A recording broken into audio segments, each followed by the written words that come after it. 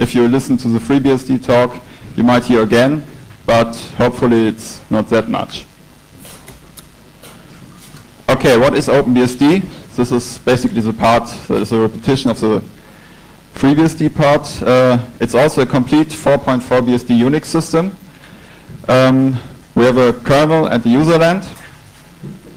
And this userland includes simple tools like ls and copy and things like that, but also external programs were integrated into the openbsd tree, like Apache, Bind4, and other programs.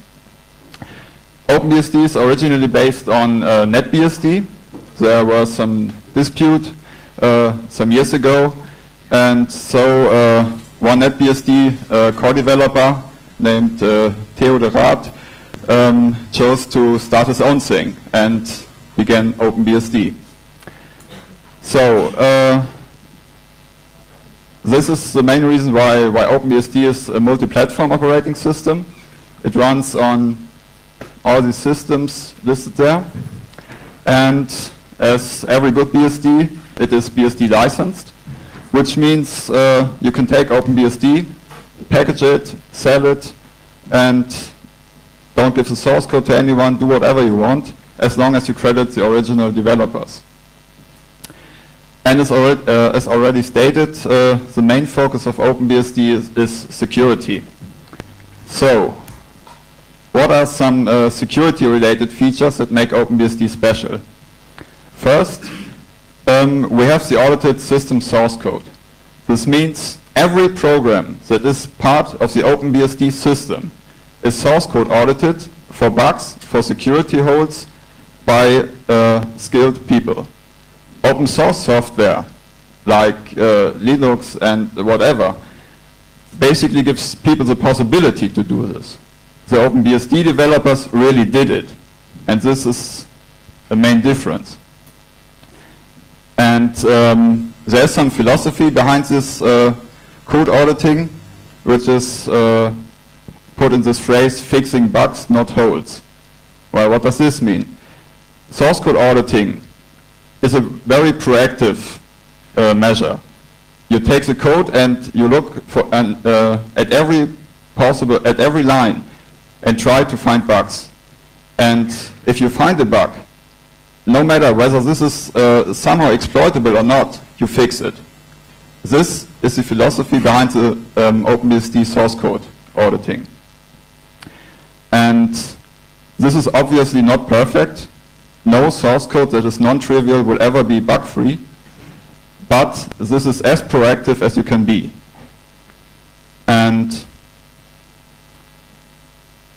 it's obvious that the more bugs you fix, the less possibilities there are for security holes.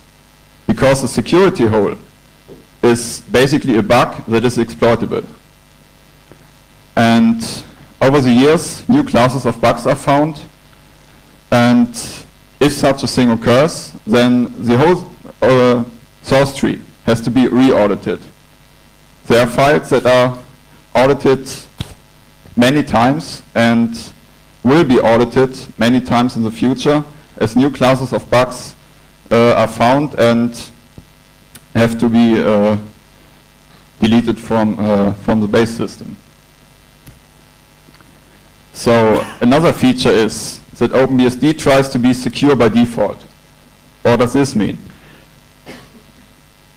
First, if you install OpenBSD and start PSAX, then if you run Linux right now, you are used to having lots of services running. If you install the web server, of course it's running. If you install the name server, it is running. With OpenBSD, you have only the essential services running. Telnet off by default, FTP off, HTTPD off, and the result of this is that your machine is basically just running those services that you want it to run. You don't have to do anything to not run a service, besides a local sendmail and SSH probably. So you know your machine better.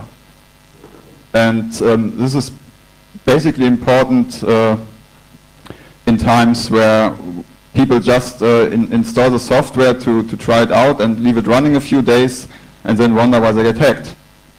A lot of my friends who run Linux have web servers and everything running, and they just don't know it or just don't care or whatever. Another thing why this is a good idea is because bugs in software you don't run won't bother you. If a bug in Apache is found, but you don't run a web server, who cares?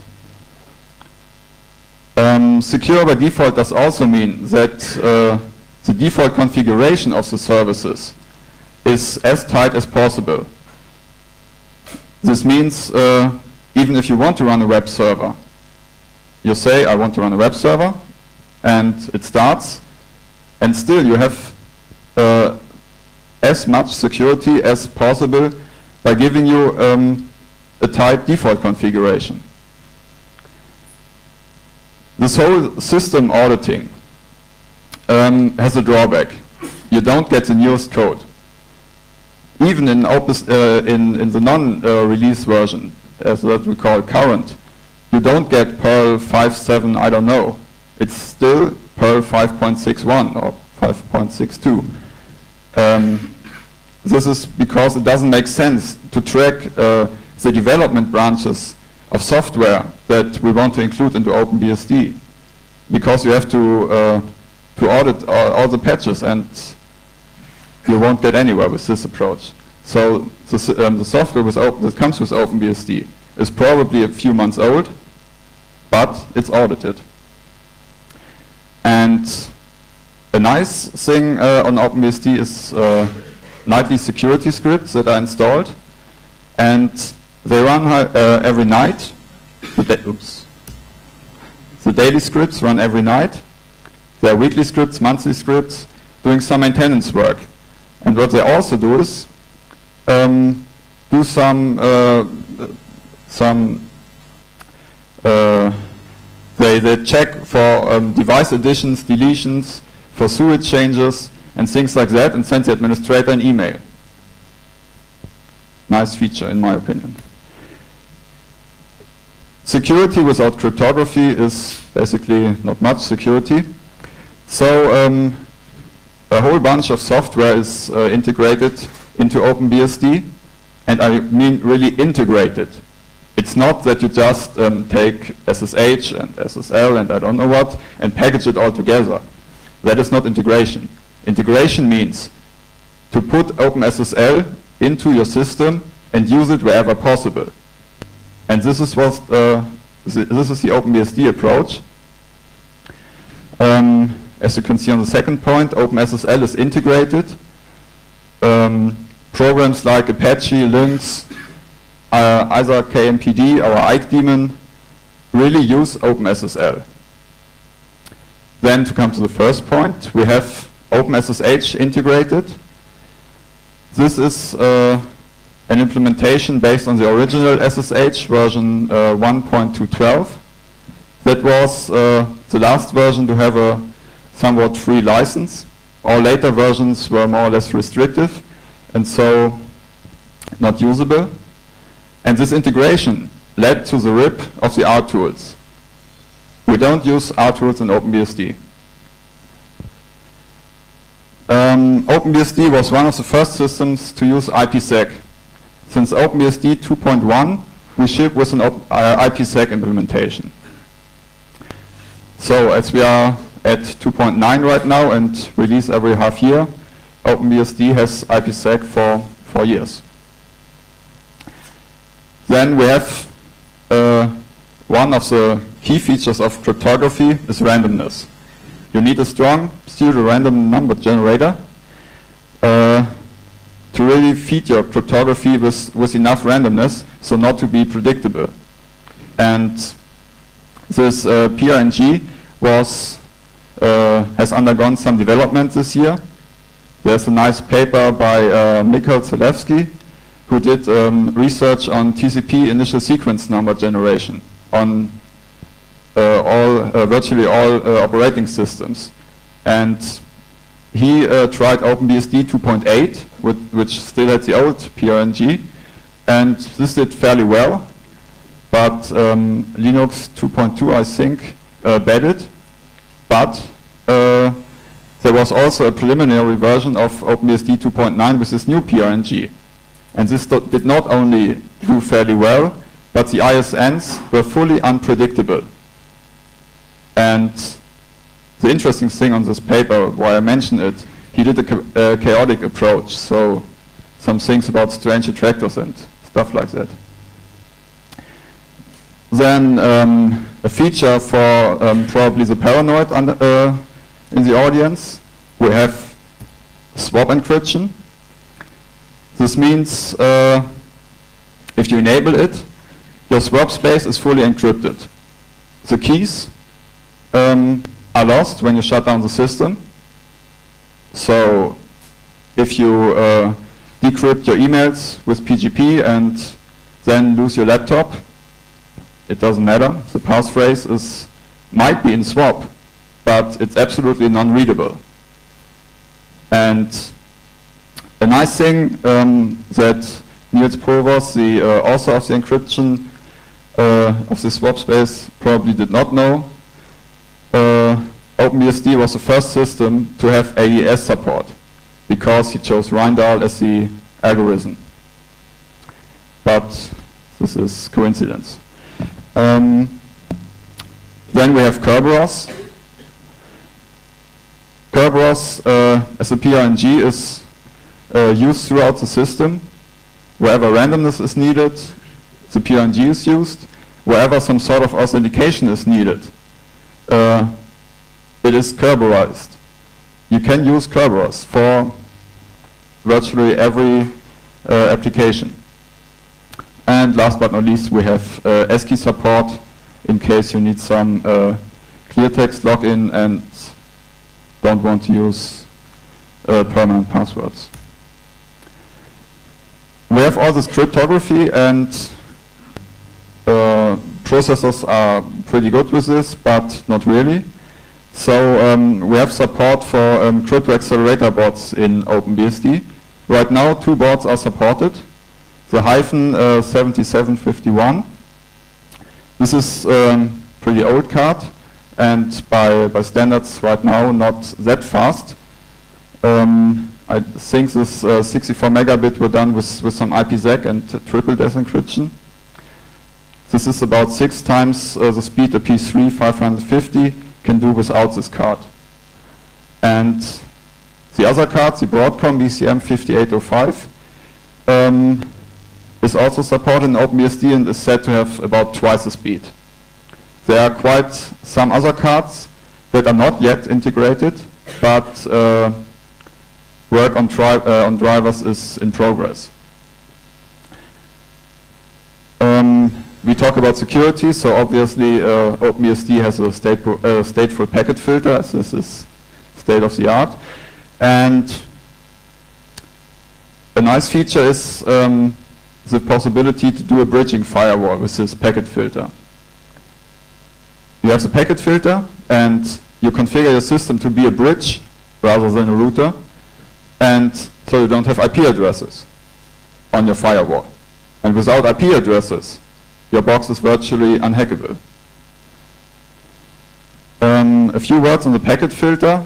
Darren Reed, the programmer of IPF, probably one of the better known packet filters in BSD land, had some ideas about this license in May and published these. And this meant basically that no one was allowed to distribute versions of IPF that were patched, and these patches were not authorized by Darren Reed. The problem is OpenBSD has to patch its software to meet the standards, and one of the goals of OpenBSD is to provide a free system, free as free can be in the BSD sense. So this was unacceptable, and IPF was deleted from the tree, and for about 4 weeks OpenBSD was without a packet filter. we had luck. This problem occurred shortly after printing the 2.9 CDs. So OpenBSD 2.9 is the last version coming with IPF. 1 month after deletion of IPF, a new packet filter was imported into the CVS tree. This is called PF, for packet filter. And this is a total rewrite from scratch, but is basically syntactically compatible to IPF. So one of the nice features of IPF that I really like, and I think is much better than the Linux packet filter, you read it, you read your rules, and you understand them the second you read them. So this is saved with the new version, where the new packet filter does not have all the options the old one had, but work is in progress, and OpenBSD 3.0, the next version, will ship with PF and with a fully functional PF. So, why might anyone use OpenBSD? I have two categories of people that might have interest in OpenBSD. First is the computer freaks. Freaks always want to play with some new stuff, and they might have strange ideas about what is the reason to use an operating system.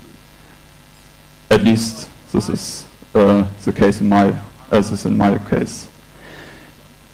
First, OpenBSD is sticking to the basics.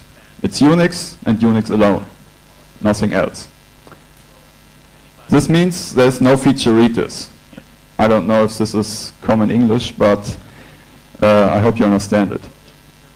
The result of this is the KISS principle. Keep it simple, stupid. No features that are not necessary.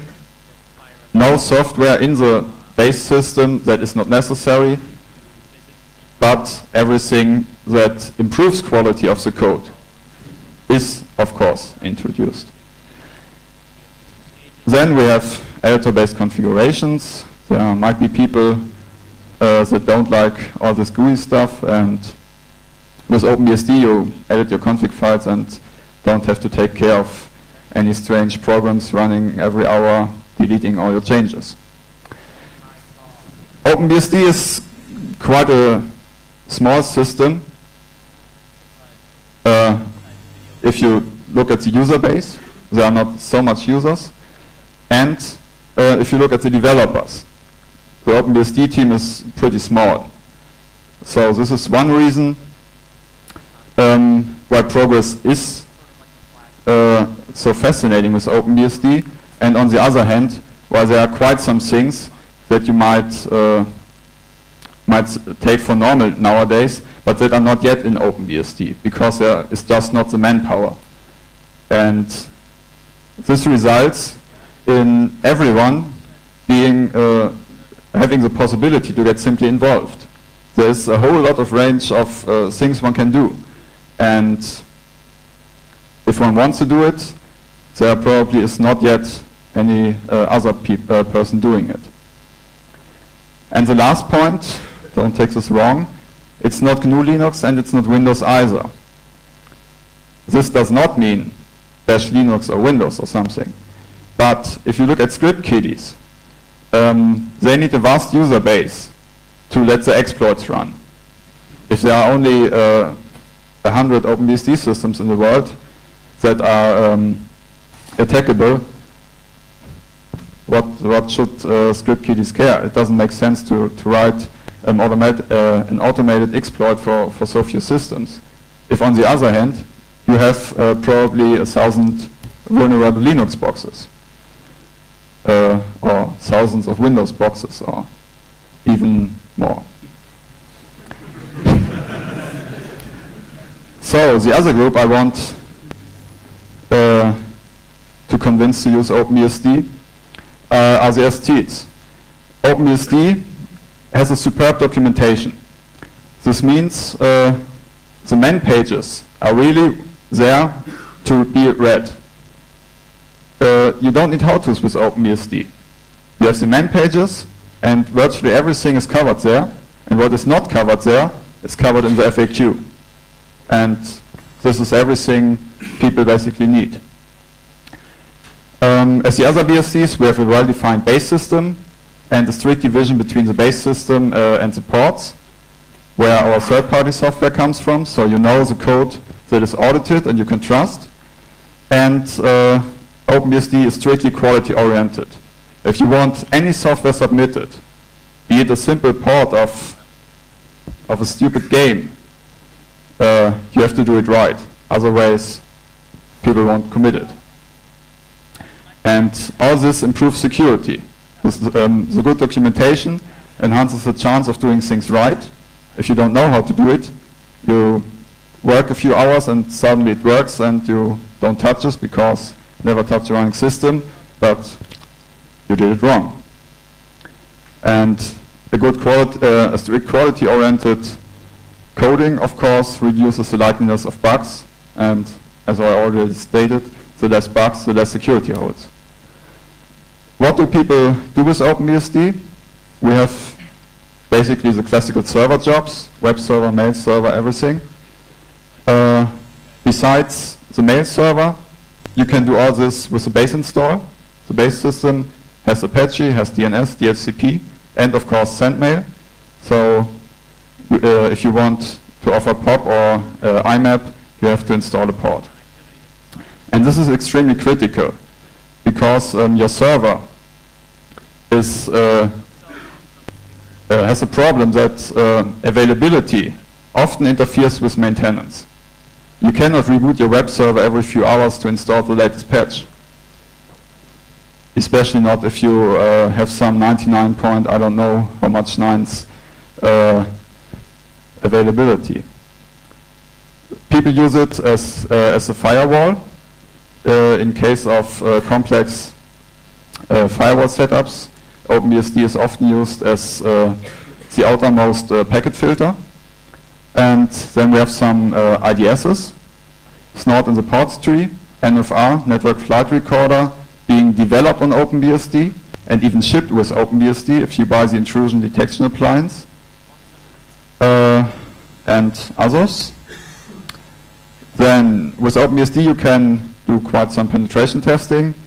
There's support for laptops, obviously. Wireless LAN also works, and the ports tree, as people involved in openbsd are basically focused on security, has a whole range of security tools. So we are not near those 3,000 ports FreeBSD has. We have about 1,400, I think. But on the system level, there are quite a few. And people can really use openbsd for admin consoles, because if you hack the computer the admin uses, you hack the rest.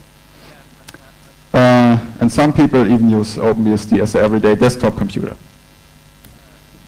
So, the conclusions. openbsd began as a spin-off. In the beginning, people often said, hey, what is openbsd? Yeah, openbsd is just NetBSD and something extra. But right now, openbsd is fully mature. If you want to give it a try, we have a workshop on Sunday at 12 in the workshop tent. You can visit us there. openbsd has a tent. It's if you enter the area, it's on the left in the woods region. And we don't have CDs because we don't have money, but we have an FTP server. So give it a try.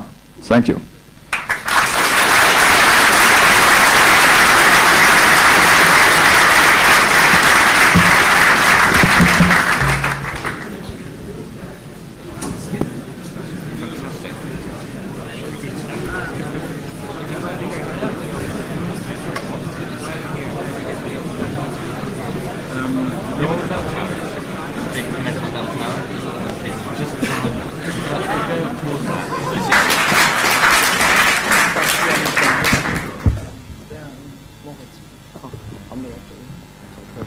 Okay, first, what is the herd? the herd is not a kernel, to be precise. It's the GNU replacement for the Unix kernel, but it is itself not a kernel. It's just a replacement, and it works very different from traditional kernels like Linux, for example, and different other traditional Unix kernels. Okay, overuse not needed. Historical. Yes, you all know Richard Stallman. He founded the GNU project, and its goal was to develop a completely free operating system, a Unix-compatible operating system. But it shouldn't be a Unix clone. It should develop new technologies, and it should be better than Unix. Okay, first, it wasn't sure which kernel we would use or which the underlying operating system would look like.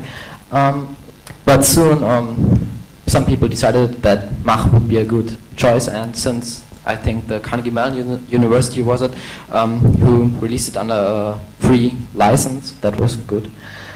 So we could use it, and we, yes, GNU developers decided to build a multi-server operating system on top of it. And development started, and the herd booted the first time, and later the Debian GNU herd port archive was created, and yes, in 2001 it already fills 3 CD images. We'll later have a graph where we can see the progress. You have two different kernels. You have a monolithic kernel and a microkernel. A monolithic kernel is, well, you have just everything in the kernel. Your file system, your TCP IP implementation. Yeah, just everything in the kernel. A microkernel is just everything in the kernel that needs to be in the kernel. Well, that's device drivers are now in the kernel. It shouldn't be necessary. You can have device drivers in user space, but it isn't implemented yet. Well, if you look at the microkernel, it also manages tasks. It implements inter-process communication, and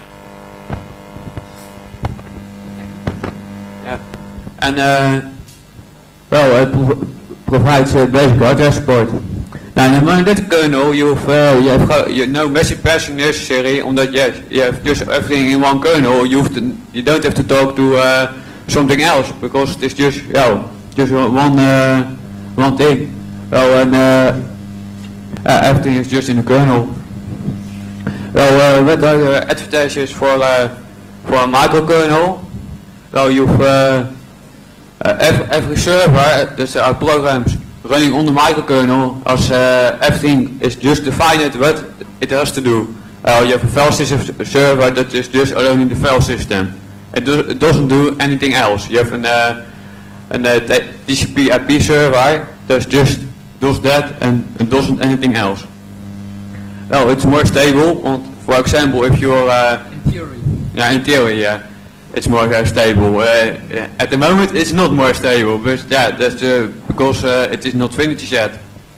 Well, as for example your TCP IP server crashed, well your extended to file system, or whatever file system you are running, well, it just keeps running, and well, your TCP IP server can be restarted or something like that. You don't have to reboot which you have by a kernel panic. Well, by a monolithic kernel, you can't put everything in the kernel. Some things you say from yes, we cannot do that because we have to keep it stable. With a microkernel, you can just try something else. You can test it without rebooting, and if it crashes, yes, the rest of the system just keeps running. Well, you're over the danger of spaghetti code. Well, if you're just code in the kernel, you can go beside the interface and just speak it on with the normal thing. Well, if you change a small thing in a monolithic kernel, for example Linux, you can have big problems because if something changes, you you have to keep track of everything that makes use of that. If you just have a normal interface, you can change every code if you keep just the same interface. Well, with a microkernel you have two different systems. You have a single server and a multi-server. A single server is just one program running on a microkernel. That's it's almost the same as a monolithic kernel. It has the same problems and as well. You also have a multi-server system, which you heard is. That's everything is just put into a separate program. You have just mentioned the TCP/IP program. You have an extended 2 program. You have everything that has to be necessary for a good system. Well, one server is just what I say, just one thing it does and it does nothing else. Well.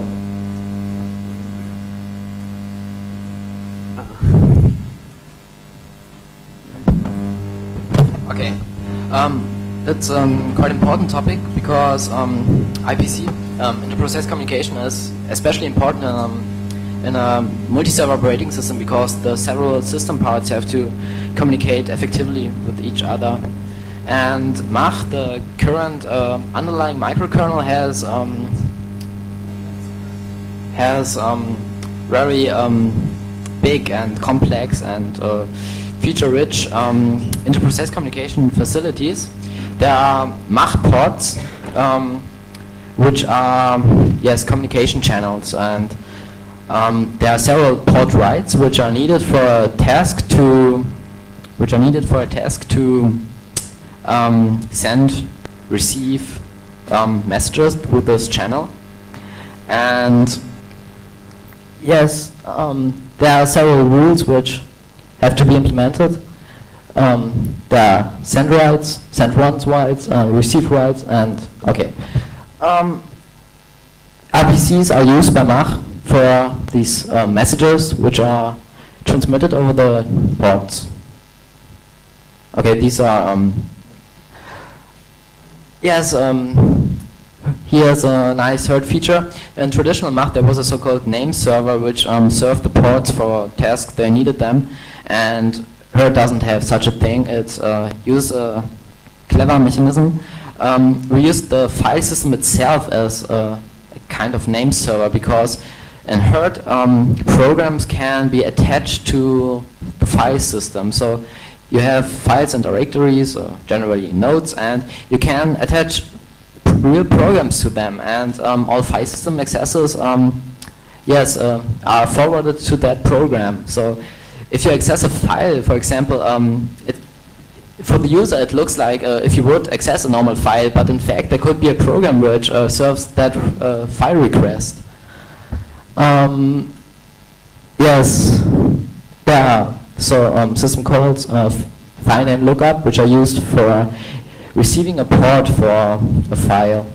They are also used for receiving a port for the herd servers, for the system servers. It's just the same. Okay. The file system servers. It's a quite important concept because herd does it cool. Files and directories are quite identical because they are just represented by ports and with some properties attached to them.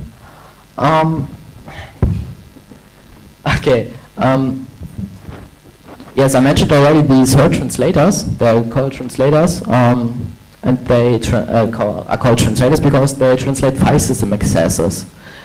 They all go through the root path, so every task knows the root path. And the C library is important because it's a layer between the herd servers and the user tasks running on the system, because it translates the normal POSIX functions into herd-specific functions, which are in fact calls to the herd servers. For example, if you just open, you use the system called open. In fact, there are several herd calls behind this call. You get a port, and then you use IO read to read something, for example. Okay. Okay, there are several kinds of translators, active and passive ones. They have different properties. The passive translators are stored in the file system, so it's an extension to the extended file system. Linux doesn't know anything about translators.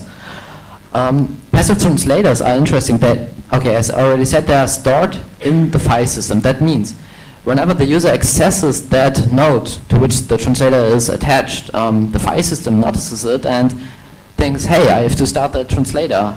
And it only gets started when it's needed. And they are persistent between reboots. So, for example, you could mount, well, it's not mounting on the herd, but it's comparable.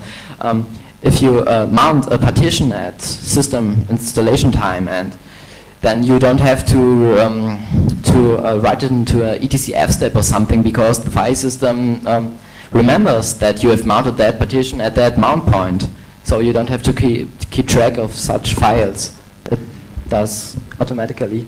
Active translators, they are not stored in the file system. They are just started when you install them, and yes, they go away automatically after a timeout or after a system reboot. Passwords. Well, does it work? No? Not really. Okay. Well, the herd als a password server. That server sits on a node in the file system. Well, basically every program can ask the password server for a port to the authentication server. The authentication server is the server which is a general herd server which keeps track of the user identification and other things. So it can supply a password, and then if the password is right with the same username, of course, so you get a port to the authentication server, and you have that user ID. For example, if you give the root username and you give the password with it, and it's right, then you get return it with you get a port returned to the authentication server. The browser server is not an important server in the herd. It keeps track of everything which has something to do with processors. The bit, because that's not done by Mac. Well, optionally there can be an argument, but a browser does have to give an argument to the browser server. It's optional. If a program says, well, I don't need it, I don't have to give an argument on my environment variables. Well, it does have to do that. It's all optional. The program or the user who runs the program has the freedom, well, to just choose what option is the best for him. The processor was also used for mapping Mach tasks to Unix processors. It's one part to emulate a Unix system.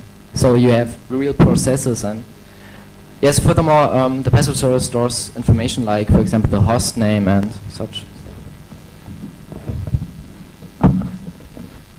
Well, session groups and global configurations such as the host name and other things are just not keep a Mac, and the browser server does just that. No. Okay, file systems. We have already several file systems. The extended file system is the standard file system under GNU Herd. It's compatible with the Linux implementation. There are small glitches, but no real problems. We also have UFS and ISOFS and FATFS. Markus Brinkmann started that project some time ago. And yes, ShadowFS since few days. Yes, it already kind of works. That's great. And yes, also NFS, FDPFS. FDPFS is a good example. For example, in GNU-hurt you can mount FTP file systems, remote FTP file systems, and include them in your file system hierarchy. And they just look like normal local files. That's for example, shows the extensibility of the system. For example, some time ago I saw a patch for Linux which implements something similar, FTP file system. I don't know much about it, but it was a kernel patch, and yes, it was a registered file system in the kernel, and you need root access to mount file systems. Yes, that's important to point out in GNU-hurt.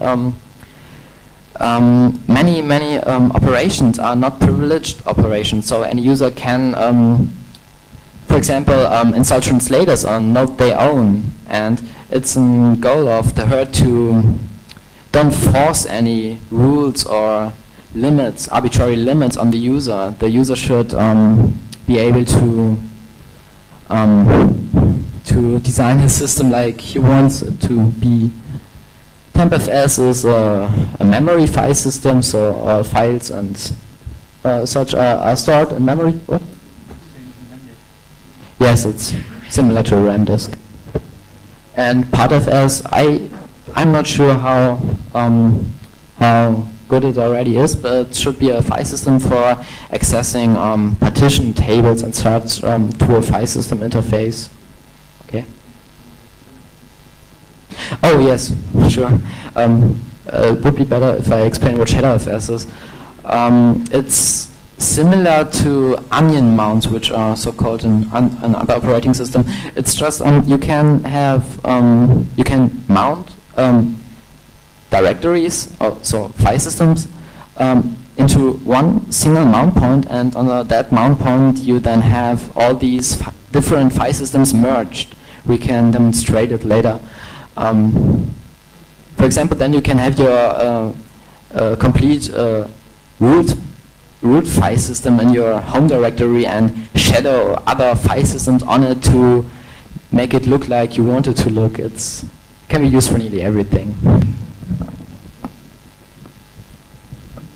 Okay, developing the herd. There are many libraries for developing herd servers. Well, by the way, herd servers are in fact translators. Translator is just the mechanism. They are the same. Yes, there are libraries for managing ports and such stuff, which would be a mess if you would need Mach system calls to do that. And we have several libraries for developing file systems. libdiskfs for store-based file systems, for example, XM2FS and UFS use this one. libnetfs is for virtual file systems. In fact, I don't like the name libnetfs since it can be used not only for network-based file systems. It just means a file system which doesn't have a store behind it. And libtrifs for simple file systems, providing a single file. In fact, that's only you could think of an object, a program which just provides the file system interface. So a program you can plug into the file system and it can answer user requests, for example, on writes and reads, and for example, such translators like the def null translator or something that's implemented with libtrifs since it's quite trivial. Well, in the Herd you have a store abstraction. That's a library called libstore.io. That keeps track of all stores. You can have just like everything you want. You can have a device file that is normal, just a partition or a CD-ROM or something else. You can have just a file. You can write to it. Just to look like a loopback device in Linux. Well, you can also have a task which as the store. You just write all the information to the task, and the task does whatever it's need to do to store this information. Well, you can also have a zero store like dev zero, of a size of 4 MB bijvoorbeeld, of for example, just what you want. Well, in 1998, Debian Junior was started. Well, it provides the binary distribution of the word. It only has free software. Yeah, it has a couple of non-free software packages in it, but it tries to build a 100% free software operation system. But all packages are just free software. Well, the GNU packages use the same source packages as Linux does. There are some Linux-specific packages, multi-utils, for example, and other packages related to the Linux kernel, which obviously doesn't build on the right. Well, Debian is chosen because it has a good infrastructure. It has a policy. Every package has to comply to the policy. Well, if it breaks something, of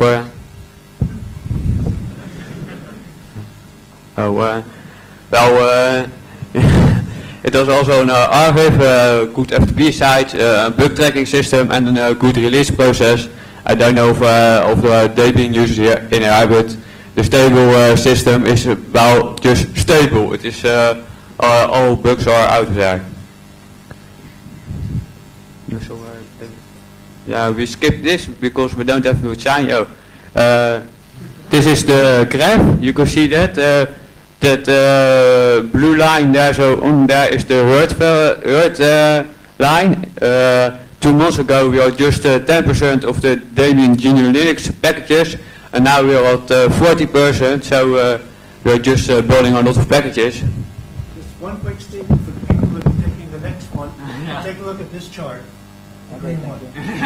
That's what's coming up next. Hey.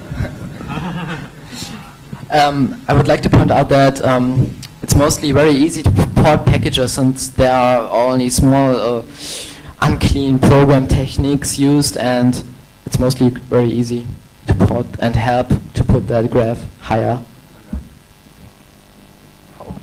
Okay, sorry, we don't have much time left, and we would like to make a small presentation of simple simple herd servers, and yes, we will do that now. Okay, here we see that with the show trends you can see which translators are installed on a node, and you see the Accenture server accessing the fourth partition of the first disk is installed on MNT as a passive translator. So whenever I boot the system and go into MNT, the partition gets automatically mounted. Yes, okay. we could, yes, here we see the output of some programs running. It's quite, here we see some herd servers, for example, herd PFINet. It's our network stack, mostly taken from Linux. There are a lot of drivers and such taken from Linux. You also see boot GNU-Mach, it's a microkernel. You see the processor with the exec server for executing programs, the out server, okay, and such stuff. Should we show how to translate a file system? Translate a file system, the partition, install it, or should we demonstrate ShadowFS? Okay, ShadowFS has many nifty features. 0 minutes left. Okay.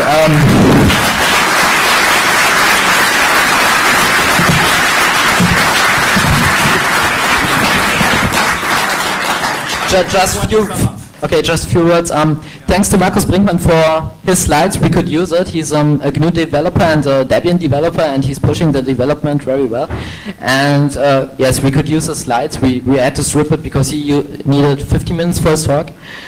Yes, thanks. And yeah, the heard is really very interesting, and it's a look worth and help to improve it. It will be a great system once it's finished, really.